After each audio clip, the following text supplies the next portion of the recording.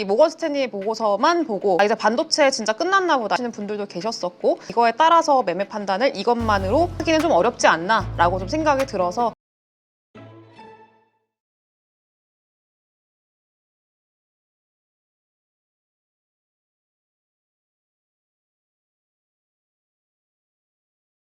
네, 안녕하세요. 우리 가족 여러분 반갑습니다. 오늘 우리 시장에서 좀 가장 큰 화두로 거론이 됐었던 게 바로 모건 스탠리에서 나온 이 메모리 반도체에 대한 그 보고서 아니었나라고 좀 생각이 듭니다. 모건 스탠리가 최근에 이런 보고서를 발간을 했어요. 메모리 빙산이 다가온다라는 이런 보고서를 냈습니다. 사실 오늘 낸 건 아닌데 이게 기사화가 되면서 오늘 좀 많이 주목을 받았었습니다. 일단은 뭐 처음 나온 거는 발간된 날짜는 4월 22일이고요. 그러니까 일주일 전이죠. 근데 일단은 이 보고서에서 모건 스탠리가 미국발 관세 리스크를 이제 메모리 시장의 어떤 빙산에 비유를 하면서 이제 관세 충격이 아직도 이 수면 아래 숨어 있다. 이렇게 좀 얘기를 했습니다. 그래서 SK 하이닉스라던가 우리나라 메모리 업체들한테 좀 경고하는 듯한 그런 보고서를 냈죠. 그러면서 이제 투심이 좀 위축되는 그런 모습들을 보였는데, 일단 이 안에서 삼성전자 같은 경우에는 토픽으로 이제 유지를 하면서 거시성장 둔화는 잘 견딜 수 있을 것 같다. 이렇게 평가를 했는데, 반면에 SK 하이닉스 같은 경우에는 메모리 전반에 대해서 상당히 좀 하방 리스크를 경고하는 그런 이야기를 좀 했습니다. 부정적인 이야기를 뉘앙스로 이야기를 했다라고 보시면 될 것 같아요. 그러니까 이런 내용이 좀 기사화가 많이 되고 시장에서 부각을 받으니까 우리 투자자분들도 일제히 좀 긴장을 한 거죠. 그래서 항상 보면 모건 스탠리의 이 숀 킴이라는 애널리스트가 발간하는 보고서가 항상 우리 시장에 좀 주목을 많이 받는데,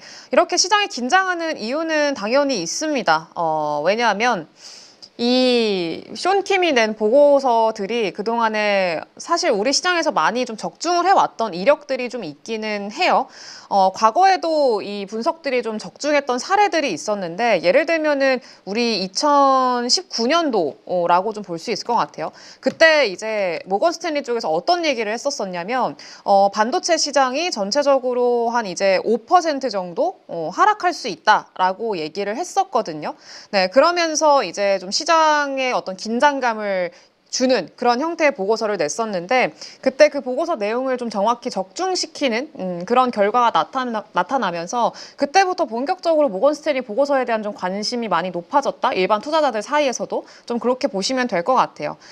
그리고 그 이후에도 좀 예상을 해보면 2023년도에도 마찬가지로 좀 적중을 했던 이력이 있었고요. 그리고 최근에 뭐 작년에 냈던 보고서를 봤을 때도 이제 어느 정도 메모리 사이클의 하락을 좀 전망을 하면서 그때도 이제 모건 스탠리의 적중률이 상당히 높다. 그래서 사이클에 맞추는 능력이 상당히 높기 때문에 이제 신뢰할 만하다라는 어떤 시장의 평가들이 좀 주를 이루게 됐었죠. 그래서 이제 모건 스탠리에 대한 어떤 보고서를 많이 관심 있게 보고 있기도 하고요.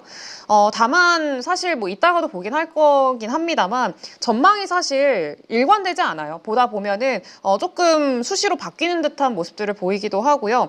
최근에 뭐 SK 하이닉스도 전망이 좀 뒤집혔던 이력이 좀 있기 때문에 그런 거를 보면서 사실 증권사 쪽에서도 너무 오락가락한다. 그래서 신뢰하기가 좀 어렵다. 이런 이야기를 하기도 하거든요. 그래서 지금 이전에 나왔던, 그러니까 작년치부터 해가지고 어떻게 좀 오락가락했나라는 거를 좀 정리를 해왔는데, 네, 일단은 보시게 되면은 제일 최근에 나온 게 최근부터 이렇게 흐름이 흘러가는 거면 제일 최근, 그리고 그 다 전 이렇게 좀 멀어지는 그런 형태로 보고서를 가지고 온 건데, 제일 최근에 나온 요 메모리, 그러니까 빙산이 온다라는 그 내용의 보고서를 좀 보면은 현재가 이제 관세 회피의 어떤 선구매로 인해서 가격이 오르기는 했는데 진짜 위험은 좀 수면 아래 숨어 있다. 이렇게 좀 분석을 하면서 HBM의 어떤 수요 저하라던가 그리고 공급 과잉에 대한 위험, 이런 것들 좀 강조를 하면서 단기 실적, 그러니까 단기 어닝보다는 장기 리스크에 더 좀 주목을 해야 된다. 이렇게 좀 지적을 했어요.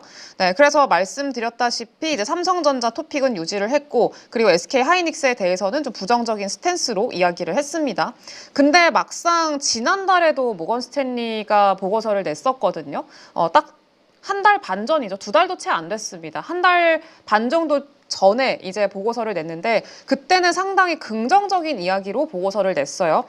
이때는 이제 이 보고서를 내면서 뭐라고 얘기를 했었냐면은 이 D램의 업황이 바닥을 지났다. 그러니까 골짜기를 지났기 때문에 골짜기 너머를 봐야 된다. 이렇게 제목을 좀 붙여가지고 긍정적인 리포트를 내놨습니다. 그래서 장기적인 회복을 좀 내다볼 수 있다. 이렇게 얘기를 했는데 이때는 낸드라던가 뭐 D램 가격의 인상의 어떤 조짐이 보인다라는 긍정적인 시각으로 이제 좀 보고서를 쓰면서 삼성전자 목표 주가를 기존에 6만 5천 원에서 7만 원으로 상향 조정을 했고요. 그리고 SK하이닉스의 그 목표 주가도 15만 원에서 23만 원까지 이제 올려 잡았습니다.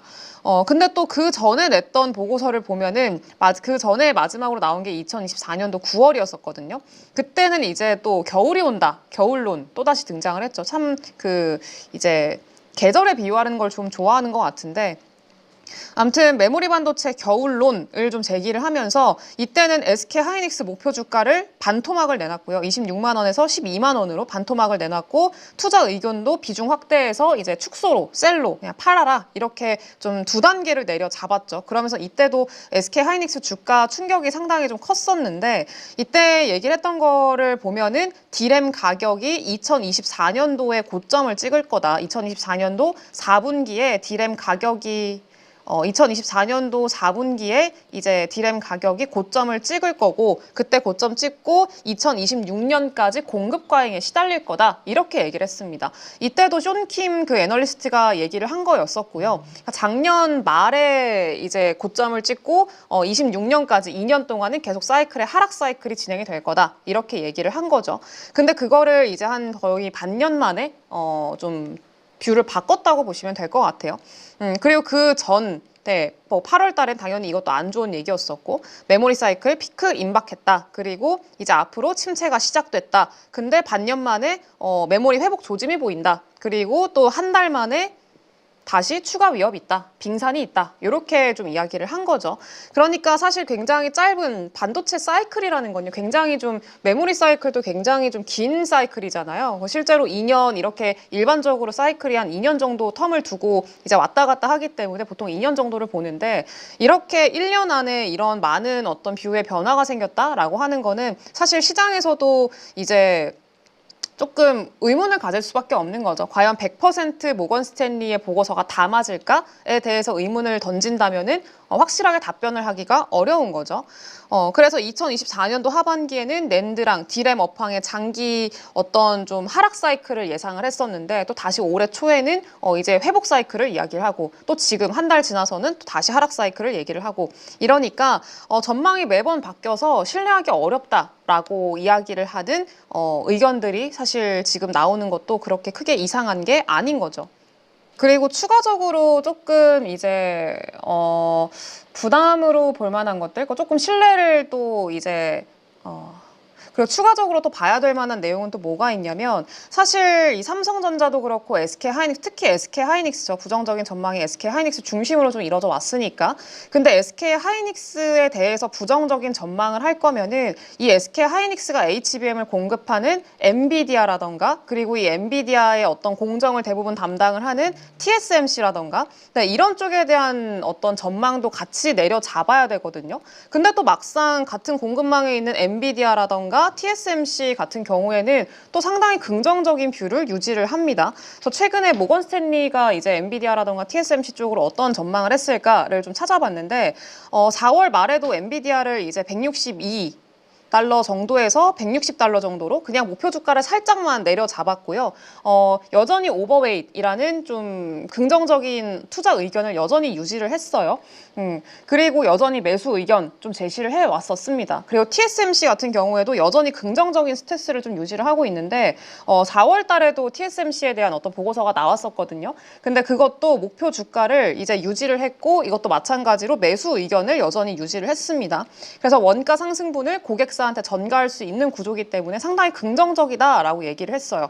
그리고 여기서는 딱히 뭐 수요 위축이라던가 뭐 HBM에 대한 어떤 공급 과잉이라던가 이런 언급들은 뭐 별로 없었습니다. 만약에 공급 과잉이 생길 거였으면은 엔비디아랑 TSMC 이쪽에서도 문제가 생겼어야겠죠. 그래서 실제로 지금 이번에 모건 스탠리에서 좀 이야기를 한 그런 좀 앞으로의 하락 사이클을 이야기를 하는 그런 가장 큰 이유 중에 하나가 일단 하반기에 수요 공백이 좀 우려가 되고 뭐 마이크로소프트라던가 아마존 같은 데이터 센터 그 빅테크 기업들이 데이터 센터 계약을 좀 보류를 하면서 HBM 수요 둔화 가능성이 존재하기 때문이다라고 좀 얘기를 했습니다. 그리고 미국의 수출 규제가 강화되고 있어서 엔비디아라던가 AMD의 AI GPU 가속기 출하가 좀 제한되고 있어서 올해 HBM의 템 자체가 3% 축소될 것 같다라고 좀 전망을 했어요. 근데 그럼에도 불구하고 엔비디아에 대한 투자 의견은 크게 변하지 않는 거죠.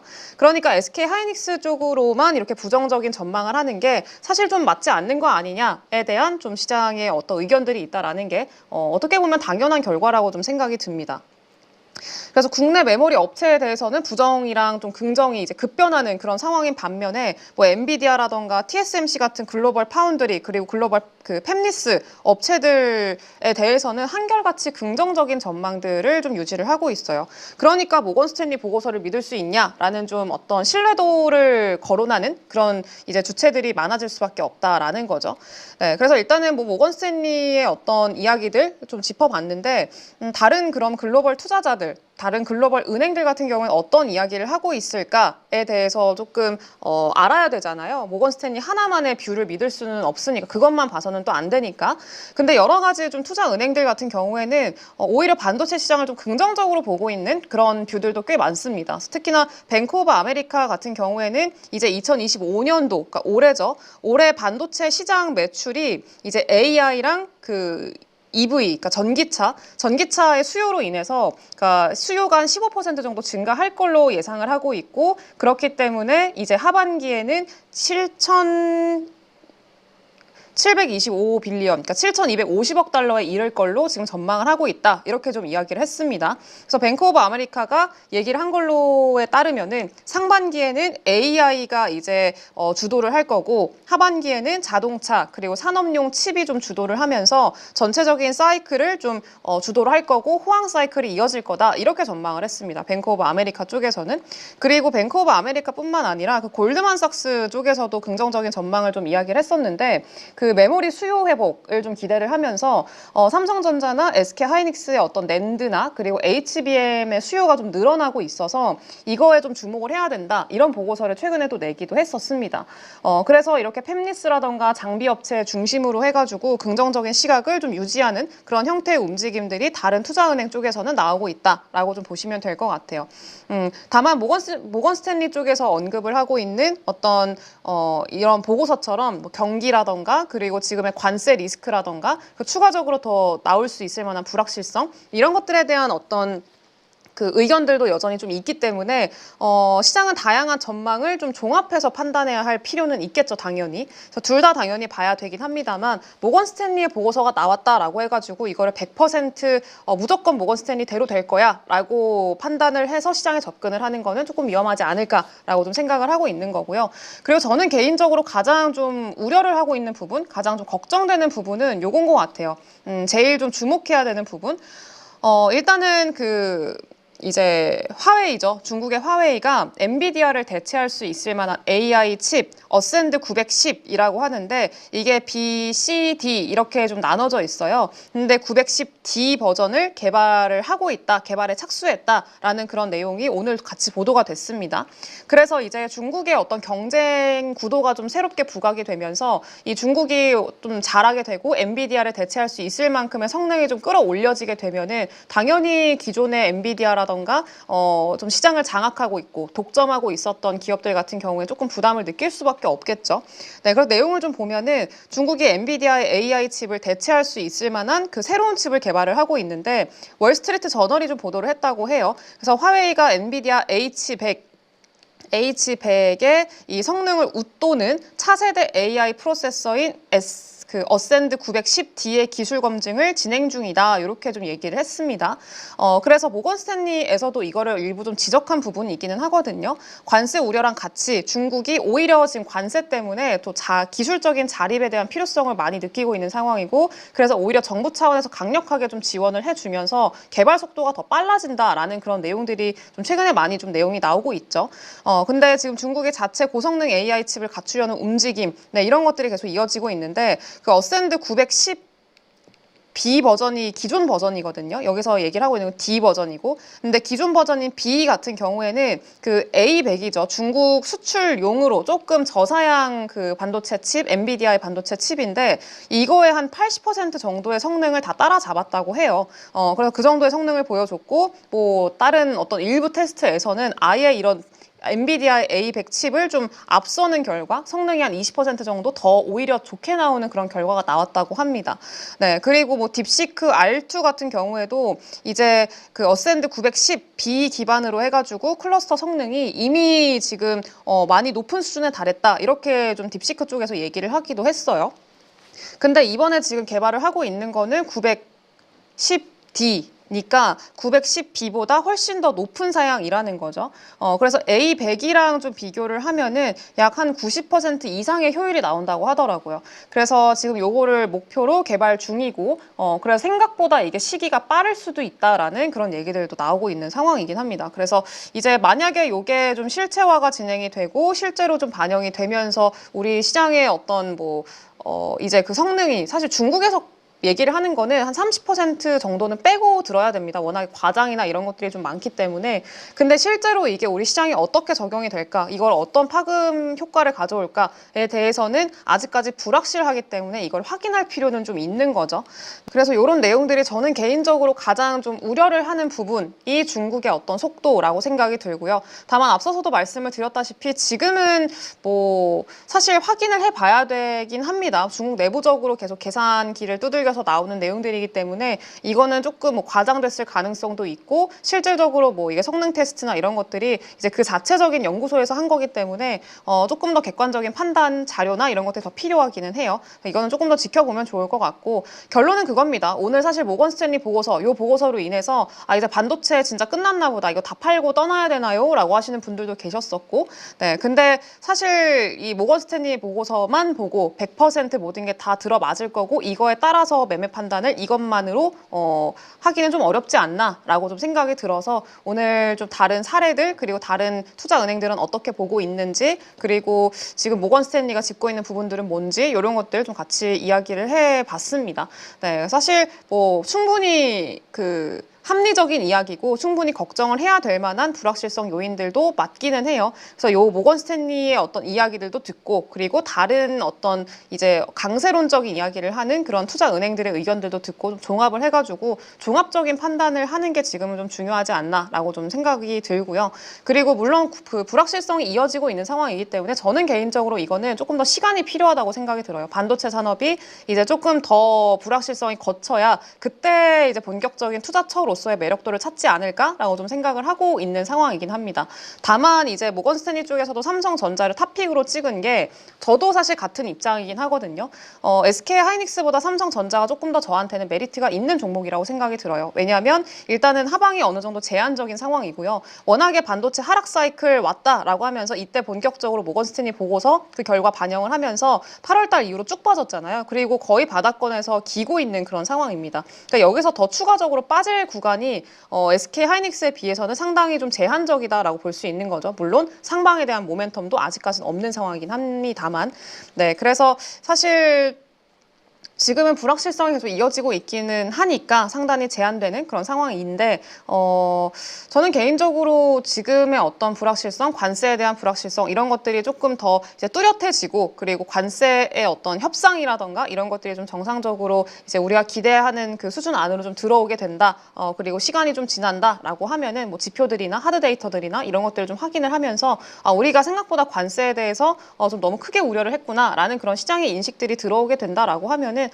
아마 반도체 쪽에서도 좀 기대할 수 있을 만한 부분들이 좀 많이 열리지 않을까라고 좀 생각을 하고 있는 그런 상황입니다. 그래서 요거는 우리 여러분들도 함께 좀 그 보고서나 이런 것들 내용들 잘 참고해 보셔가지고 이제 투자 판단하시는데 도움이 되셨으면 좋을 것 같고요. 저는 다음 영상에서 또 돌아오도록 하겠습니다. 감사합니다. 투자 혼자 하기 참 어려우시죠? 그래서 저희가 8.15 모니터 가족분들을 위해 특별한 공간을 준비했습니다. 매일 시장을 함께 읽고 실력을 쌓아가는 실전 투자자들의 공간, 8.15 모니터 카페입니다. 이제 믿고 함께할 전문가들 소개해드리겠습니다.